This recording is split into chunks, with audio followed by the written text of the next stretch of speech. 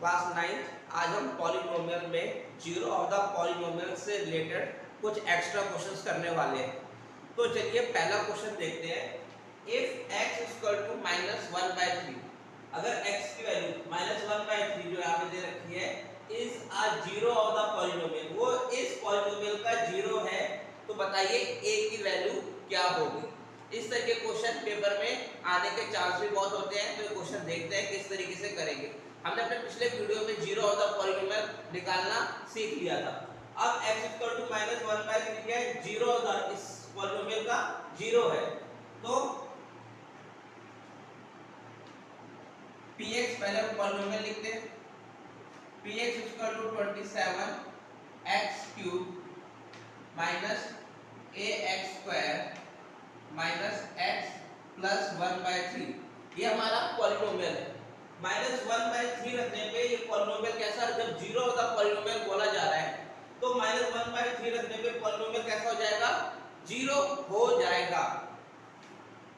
px की value -1/3, 27 -1/3 का cube minus a -1/3 का होल स्क्वायर -1/3 प्लस 3, कितना हो गया, -1/3 का क्यूब कितना हो गया, -1/27 माइनस a -1/3 का स्क्वायर 1/9 -1/3 प्लस 3, कितना आ गया। हम थोड़ा और सिंपल कर लेते हैं। 27 से 27 कट गया, -1, ये a है जिसके हमको वैल्यू फाइंड करनी है, -a/9 -1/3 प्लस 3। हम कह सकते हैं -1 प्लस 3 को हम सॉल्व कर लेंगे, -a/9 -1/3, 3 -1 कितना हो गया, 2 हो गया। एक बार इतना आ रहा है। अब आपको पता है पॉलिनोमियल जो जीरो दे रखा है उसमें वैल्यू कैसे आ जाएगी, जीरो आ जाएगी। p polynomial -1/3 equal to 0, it means ये वैल्यू क्या आ जाएगी, जीरो के इक्वल हो जाएगी। -a/9 -1/3 प्लस 2, इसको किसके इक्वल रख देंगे, जीरो के इक्वल रख देंगे, हमको वैल्यू फाइंड हो जाएगी। इसके लिए हमको क्या करना पड़ेगा, एलसीएम लेना पड़ेगा। 9 3 और 1 का एलसीएम कितना, 9 आ गया, -8, 3 3 जा 9, 9 9 2 जा 18 इक्वल टू 0, -a -3 प्लस 18 कितना हो गया, 5 15 हो गया, 15 प्लस का 15 आ गया और 0, क्रॉस मल्टीप्लिकेशन कर दिया तो -a प्लस 15 इक्वल टू 0 हो गया। अब मैं यहाँ पे लिख देता हूँ ताकि आपको कोई दिक्कत ना हो, कंफ्यूजन ना हो क्या कहाँ से आ रहा है, equal to 0, -a equal to -15 और कितना आ गया, a equal to 15।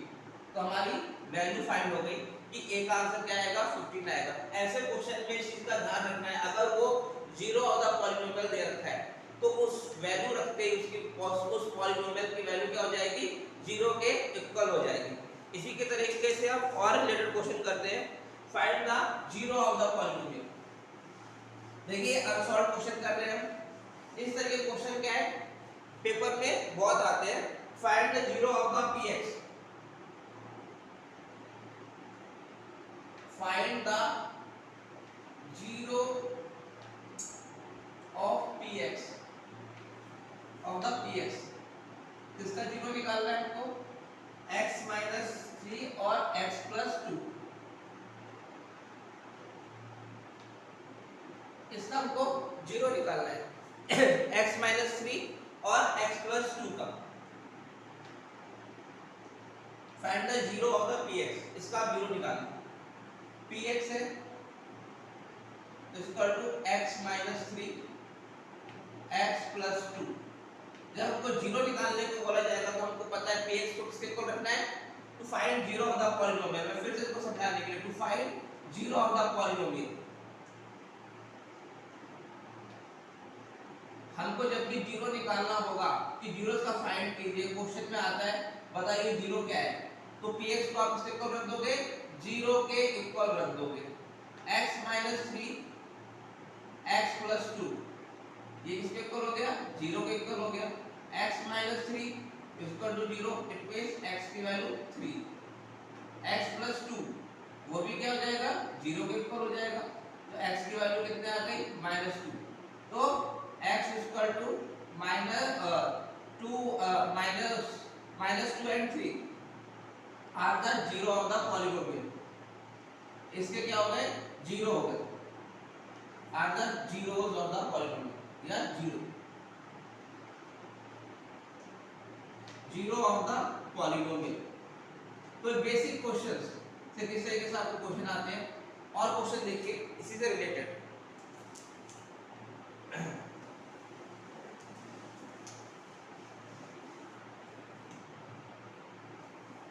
If 2 is a 0,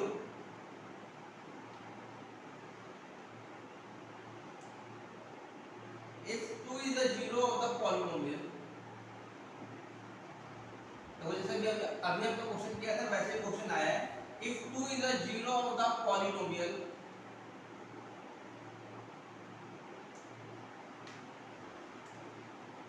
px equal to, px हमको दे रखा है x cube minus 2kx square plus kx minus 1। अब इसका हमको k का वैल्यू निकालना है। If 2 is a 0 तो px बस नहीं देखा, find the value of k, k की value find the value of k। If 2 is a 0 of the polynomial, अगर 2 क्या है, इस पॉलिनोमियल का 0 है तो k की वैल्यू क्या होगी, px x cube minus 2k x square plus kx minus 1। 2 0 बोला है तो p जहां पे भी x है वहां पे 2 रख देंगे।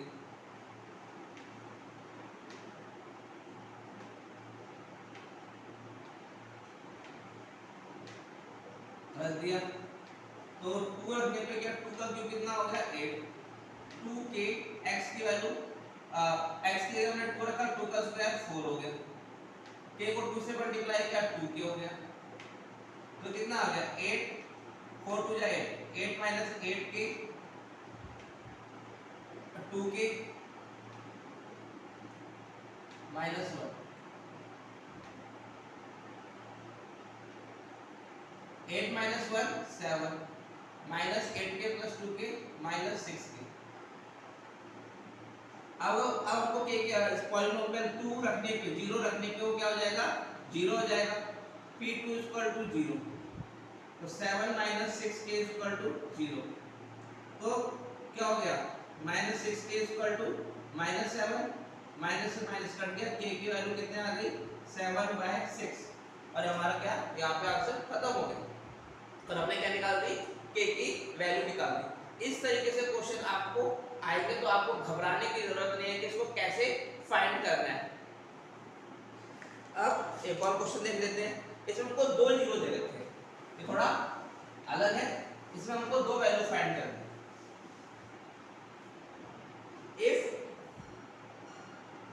1 एंड -3, कह रहा है 1 और -3 क्या है, zero of the polynomial, are the zeros of the polynomial।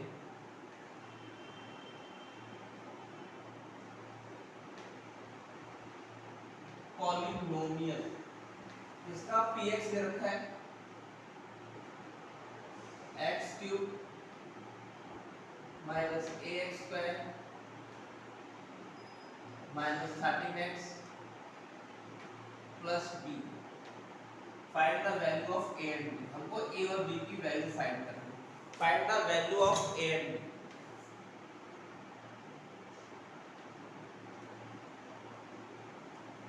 ये जो बुक है जिससे मैं क्या है क्वेश्चन करा रहा हूँ, ये बल्कि सिंह की बुक है। मोस्टली बहुत ही अच्छे अच्छे क्वेश्चन दे रखे हैं। अगला वाला क्वेश्चन देखिए, 1 और -3 क्या है, इस पॉलिनोमियल की क्या है, 0 है, और उसने पूछा है a की वैल्यू और b की वैल्यू फाइंड कीजिए। तो 1 और -3 पे पॉलिनोमियल क्या हो रहा है, 0 हो रहा है। इससे क्या बनेगी, दो इक्वेशन बनेगी, पहले हम वो इक्वेशन बना लेते हैं। px equal to x³ minus ax² minus 13x plus p। 1 पे 0 हो रहा है, 1 का क्यूब माइनस a, 1 का स्क्वायर माइनस 13, 1 प्लस p। 1 का cube 1 minus a minus 13 plus p।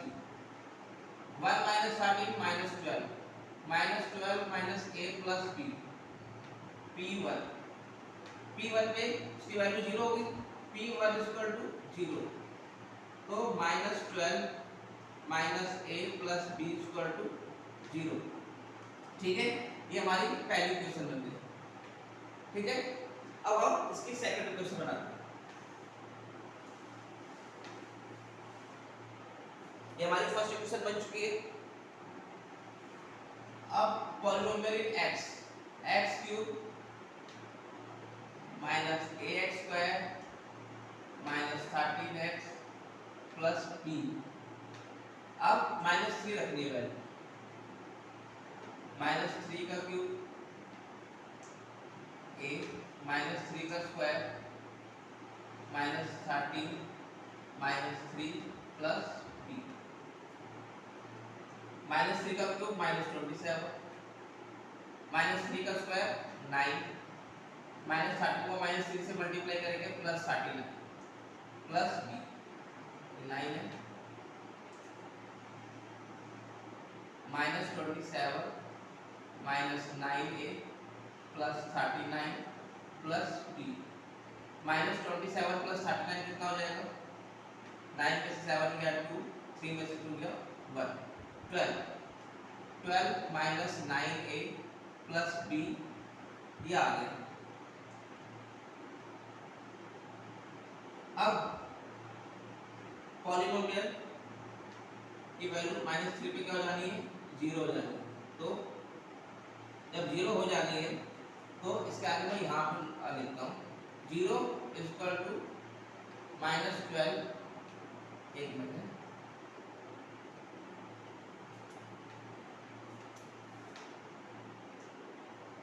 ये वाली क्वेश्चन में यहाँ पे लिखता हूँ ताकि आपको थोड़ा स्पेस यहाँ पे कम हो गया है।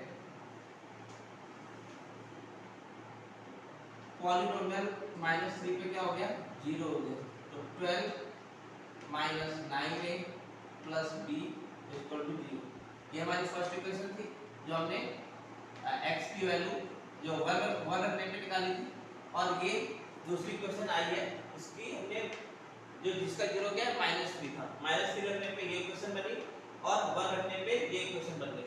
अब इन दोनों इक्वेशन को क्या करना है, सॉल्व करना है। ठीक है, अब इन दोनों इक्वेशन को सॉल्व करते हैं और देखते हैं क्या होता है।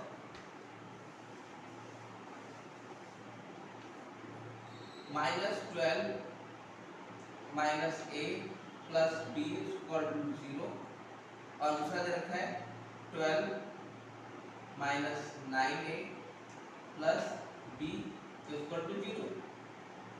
ठीक है, अगर हम देखें कि इन दोनों की वैल्यू निकालने के लिए हम क्या कर सकते हैं, हम देख सकते हैं ये वैल्यू v, जो वेरिएबल है v, अगर हम इसको काटना चाहें तो काट दें, अगर हम सबट्रैक्ट करते हैं, हम क्या करते हैं, सबट्रैक्ट कर देते हैं।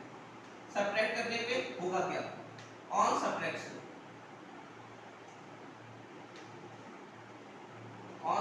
इन दोनों इक्वेशन में होगा क्या। हमने एक ऊपर लिखा है -12 minus a plus b equal to 0, 12 minus 9a plus b equal to 0। अब मैंने साइन चेंज किया, माइनस का हो गया, ये प्लस का हो गया, ये माइनस का हो गया, ये कैसा कैंसिल हो गया, -12 माइनस 12 माइनस 24 हो गया, प्लस माइनस प्लस 8a हो गया इक्वल टू 0। तो 8a इक्वल टू -24 उधर जाके प्लस का हो गया, तो a की वैल्यू कितने आ गई, 24 अपॉन में 8, a कितना आ रहा है, 3 आ रहा है। अब a की वैल्यू 3 आ गई है, अब हम किसी भी वैल्यू इक्वेशन में इसको वैल्यू डाल देते हैं। अब जैसे कि put this value in equation 1। अब a की वैल्यू हम क्या है इक्वेशन 1 में डाल देते हैं। आपकी मर्जी, आप किसी में भी डालिए। मैंने इसमें डाल दिया 12 minus 9a plus b equal to 0। अब a कितना दे रखा है 3 दे रखा है, प्लस b इक्वल टू 0। 9 3 जा 27, 12 माइनस 27 कितना हो गया माइनस 15। तो b कितना हो गया 15। तो b की वैल्यू कितनी आ गई 15 आ गई। इस तरीके से क्वेश्चन आएंगे करने को। बस हमको क्या बेसिक कांसेप्ट पे अगर हम ध्यान देंगे तो हमारे ये सारे क्वेश्चंस हो जाएंगे। इस यही क्वेश्चन आएंगे जीरो ऑफ द पॉलिनोमियल जो हमने 2 वीडियो में डिस्कस किए। इसके अलावा कोई और क्वेश्चन नहीं आएगा। अगर आपको बेसिक समझ में आ गया है तो आप जीरो ऑफ द पॉलिनोमियल से रिलेटेड हर एक क्वेश्चन कर लेंगे। ठीक है।